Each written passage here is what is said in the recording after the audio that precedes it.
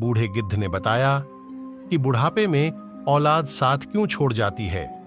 आज की वीडियो बिना स्क्रिप्ट किए सभी को देखनी चाहिए, क्योंकि बुढ़ापा एक दिन सभी पर आएगा।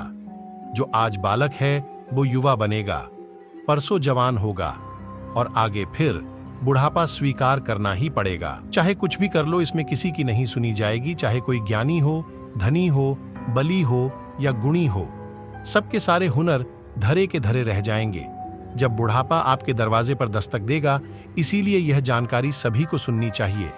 इस वीडियो में यह पता चलेगा कि बुढ़ापे में औलाद साथ क्यों छोड़ जाती है। इस बात को समझने के लिए हमें इस कहानी को ध्यान से सुनना होगा। एक घने जंगल में गिद्धों का एक झुंड रहता था।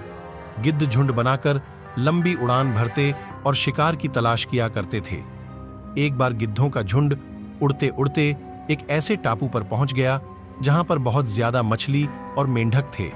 इस टापू पर गिद्धों को रहने के लिए सारी सुविधाएं मौजूद थीं। अब तो सारे गिद्ध बड़े खुश हुए, मजे से वो उसी टापू पर रहने लगे। अब ना ही रोज शिकार की तलाश में जाना पड़ता और ना ही कुछ मेहनत करनी पड़ती। दिन रात गिद्ध बिना कुछ काम किए मौज करते रहते थे और आलस में पड़े रहते थे। उस झुंड में एक बूढ़ा गिद्ध भी था। बूढ़े गिद्ध को अपने साथियों की ऐसी दशा देखकर बहुत चिंता होने लगी। वह गिद्धों को चेतावनी देते हुए बोला, मित्रों, हम गिद्धों को ऊंची उड़ान और अचूक निशाने और उत्तम शिकारी के रूप में जाना जाता है, लेकिन इस टापू पर आकर सभी गिद्धों को आराम की आदत हो गई है और कुछ तो कई दिनों से उड़े ही नहीं है। बूढ़े गिद्ध ने कहा, यह चीज हमारी क्षमता और हमारे भविष्य के लिए घातक हो सकती है, इसलिए हम आज ही अपने पुराने जंगलों में वापस जाएंगे। अब बाकी सारे गिद्ध बूढ़े गिद्ध की हंसी उड़ाने लगे। यह बूढ़े हो चुके हैं, इनका दिमाग सही से काम नहीं कर रहा है। यहाँ हम कितनी मौज मस्ती से रह रहे हैं, वापस वहां जंगल में क्यों जाएं?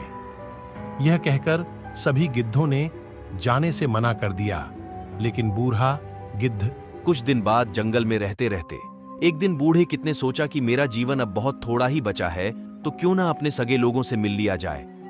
यही सोचकर गिद्ध ने ऊंची उड़ान भरी और टापू पर पहुंच गया। वहां जाकर उसने जो दृश्य देखा वह सचमुच भयानक था।